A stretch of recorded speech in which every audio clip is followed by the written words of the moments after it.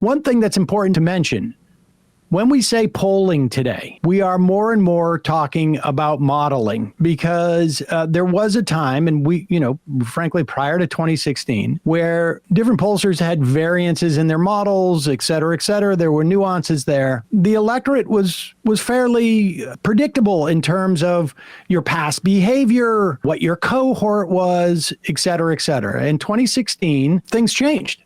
And I think for many reasons.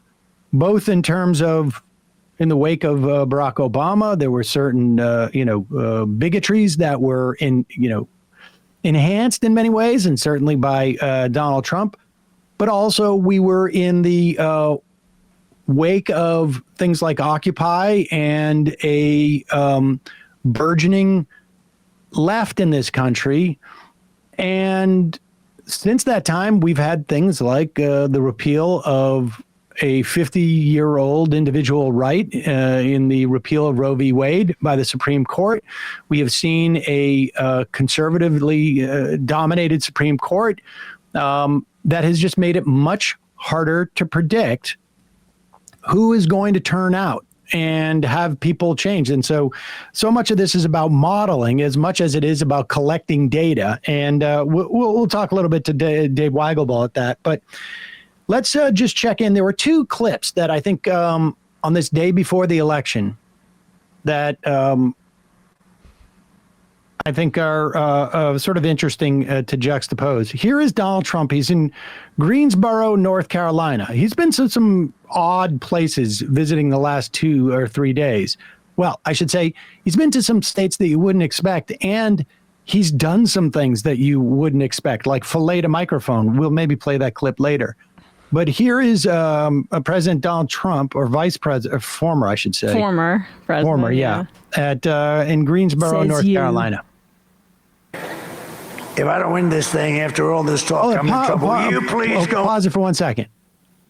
Why is it so red in the background? I was going to say, what is going on here? It looks like he's under a heat lamp. Yeah, it looks like they're under like restaurant heat lamp. Or an infrared sauna? I mean, I don't know. It's odd. And also, keeping my chicken nuggets warm. He's trying to make North Carolina red by osmosis, or like this. Just to add to your point, Sam, this was the only of these 7 swing states, I believe, that he won in 2020. So. He is behind him. It's almost like they put the audience in a red filter.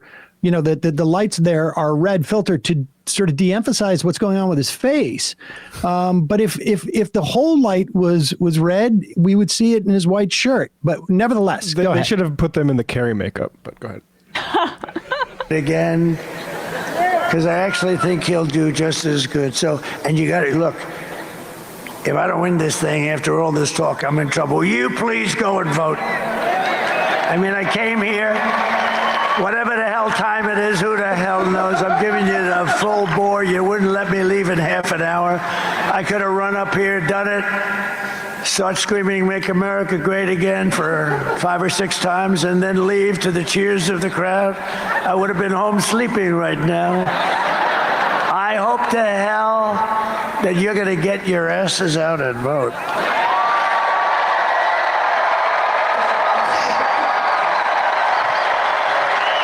Did you all vote? I could have been home and sleeping. Well, this is more a like pain in my ass. Sleeping. Sleepy done. This is a guy who, it'll be interesting to see if he's still with us 6 months from now. But I mean, we have to start to wonder, is this elder abuse to have him out there all the time? I mean, J.D. Vance is elder abusing. But this is, Donald Trump aside, one of the reasons to be really clear, I mean, he's obviously a horrible person. There's a tremendous amount of racist appeal, but lost in this sometimes is the implications of, just what it means to have an empowered Republican Party. If Donald Trump wins, it's also probably, more than likely they will take the Senate. Even if he loses, odds are that the Republicans may take the Senate, or but also the question of the House. And here's a moment where Mike Johnson is campaigning in New York State over the weekend. In New York's 22nd district? Yes. Mm-hmm. And this is, you have Brandon Williams. He's the Republican from New York 22nd. And he is asked a question by a Syracuse journalism student.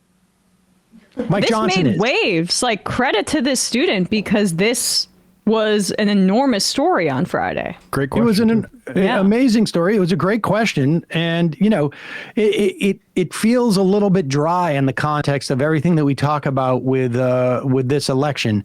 But it is, it's hugely important, both because it talks directly about the CHIPS Act, which has been very successful, frankly.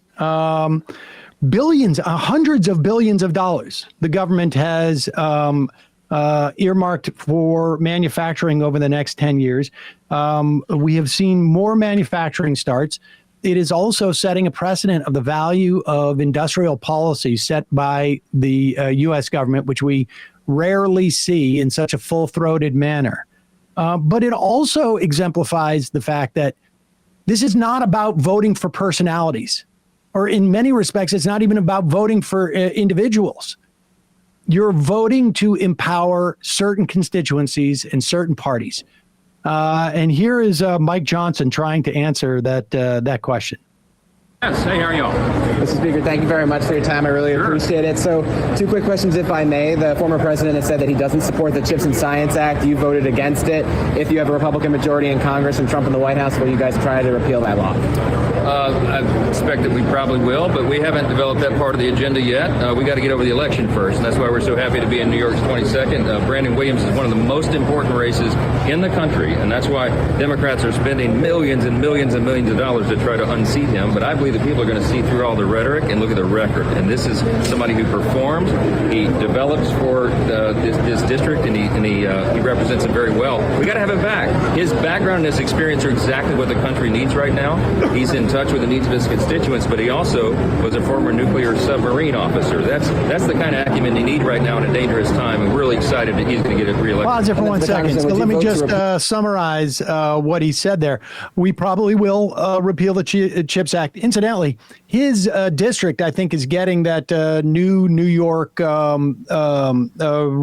chip research. Well, not Mike Johnson, the guy, as you mentioned, right? Brandon Williams. In the background having a quiet panic attack, because this was the day that it was announced that New York would be the hub for this major chip manufacturing facility. It was the day of. And you have like one of the, what is it? Is it Rensselaer? That is one of the top technical engineering colleges or universities in the country is up there. And so just to be clear, Mike Johnson saying, I expect that we will repeal the CHIPS Act. B, this guy listens to his constituents. But even better, he's a former nuclear sub guy, so that's pretty good. So this guy really knows what he's talking about. All right, go back just a little bit and watch what happens when, this guy's sitting there chomping at the bit because Mike Johnson has just basically given away the game. Needs of his constituents, but he also was a former nuclear submarine officer. That's the kind of acumen you need right now in a dangerous time, and we're really excited that he's going to get it reelected. And then for the congressman, would you vote to repeal or keep the CHIPS Act if that vote came? No, obviously the CHIPS Act is hugely impactful here, and my job is to keep lobbying on my side. That's why I've crossed the aisle and supported many things that against leadership. But that's our partnership. That's how we're going to get through this. Being reelected, I will remind him night and day how important the CHIPS Act is, and that we break ground on Micron. It's coming. When you have an issue that is where consensus is necessary to be built, and different states have different perspectives on these things, you have to have somebody who is a strong advocate for that legislation. People listen to Brandon Williams. Advocate against me. Advocate against me. Oh my God, this guy. I mean, here's the bottom line. You might like Brandon Williams, right? I should say he's running for against John Mannion, who is the Democrat. Brandon Williams, he could love the CHIP Act. He could hug the CHIP Act. He could fillet the CHIP Act, just like Donald Trump. But the bottom line is, if Mike Johnson is Speaker of the House and Donald Trump is the president, and John Thune or Rick Scott is the leader of the Senate, that CHIPS Act is gone. Yes. It is absolutely gone. It doesn't matter if Brandon Williams, goes into Mike and lobbies him and lobbies and talks to him. And that's the way that we do things. And that's what's, negotiations all about, and kumbaya. It doesn't matter. It doesn't matter. It doesn't matter.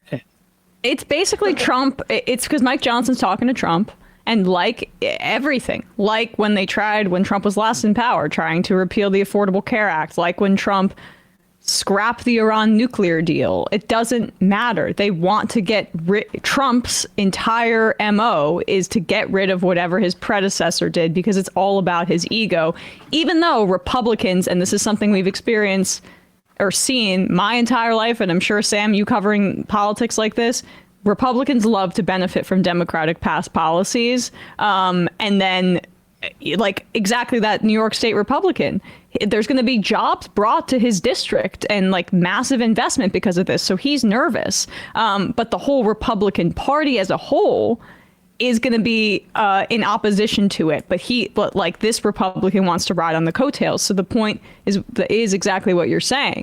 It doesn't really matter if he supports it. The party that he's a part of is always going to try to break apart what the Democrats do. You could support it from a manufacturing standpoint and an anti-China standpoint. That's what shocks me about why Mike would even go there, but okay. But he had to retract. He retracted about 2 hours later. And so how does a guy retract that? I mean, not only does he say it. He said he misheard, Sam.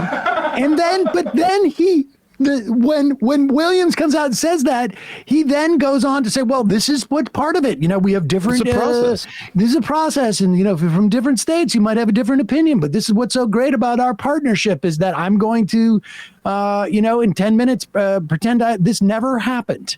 This is what Mike Johnson said literally 2 hours later. His quote: "As I have further explained and clarified, I fully support Micron coming to Central New York, and the CHIPS Act is not on the agenda for repeal. To the contrary, there can be legislation to further streamline and improve the primary purpose of the bill to eliminate its costly regulations and Green New Deal requirements." So, nothing like getting rid of regulations when you're talking about industrial policy. Exactly. All right. But I mean, this is an important thing to remember, folks, is that this is not about personalities. Now, I think, Lydia Rose on the IM is saying I'm from Syracuse, and Williams has been so hated. He's sponsored multiple Moms for Liberty's He's moved to Syracuse after getting elected, and now he's talking about killing jobs that have been anticipated for at least 3 years. But the bottom line is, even if he was sort of beloved, it doesn't matter. He is a vote for Mike Johnson as the Speaker of the House.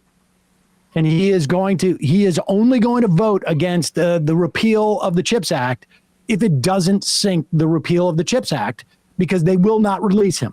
That's the way it works. They'll let him vote against it if they know they're going to win already. And that's about it.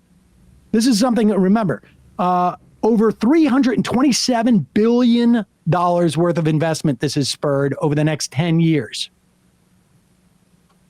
On top of what government subsidies have provided to rebuild our manufacturing base, particularly in the context of tech. And the other two states where chip manufacturing is the biggest investments, Arizona, Mark Kelly was all over TV crapping on this over the weekend, and Ohio, another important Senate race. Yep. Bernie Moreno versus Sherrod Brown. Get out and vote. Disempower these losers. I want them to lose handily tomorrow. Hey, folks, don't forget to hit the subscribe button and check out our daily show. We do it every day at 12 p.m. Eastern for about 2.5 hours. We even take phone calls. You should check that out.